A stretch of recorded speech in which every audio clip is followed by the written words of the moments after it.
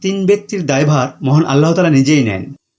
এ বিষয়ে হযরত আবু উমামা বাহিলী রাদিয়াল্লাহু তাআলা আনহু থেকে বর্ণিত, তিনি বলেন, রাসূল সাল্লাল্লাহু আলাইহি ওয়াসাল্লাম বলেন, তিন জাতীয় ব্যক্তির দায়-দায়িত্ব মহান আল্লাহ তাআলা সরাসরি নিজ হাতে নিয়ে থাকেন।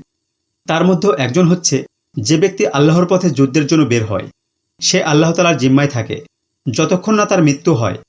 অতঃপর আল্লাহ তাআলা তাকে জান্নাতে প্রবেশ করান অথবা তাকে সওয়াব ও যুদ্ধলব্ধ মালসহ ঘরে ফিরিয়ে দেন। আর দ্বিতীয়জন হচ্ছে যে ব্যক্তি জামাতে সালাত আদায়ের উদ্দেশ্য মসজিদের দিকে বের হয়, সেও আল্লাহ তাআলার জিম্মায় থাকে যতক্ষণ না তার মৃত্যু হয়। অতঃপর আল্লাহ তাআলা তাকে জান্নাতে প্রবেশ করান অথবা তাকে সওয়াব ও লাভসহ ঘরে ফিরিয়ে দেন। আর তৃতীয়জন হচ্ছে যে ব্যক্তি সালাম দিয়ে ঘরে প্রবেশ করে অথবা ফিতনার ভয়ে ঘরের বাইরে না গিয়ে একান্ত নিজ ঘরেই সর্বদা অবস্থান করে ইবাদতে নিমগ্ন থাকে, সেও আল্লাহ তাআলার জিম্মায় থাকে।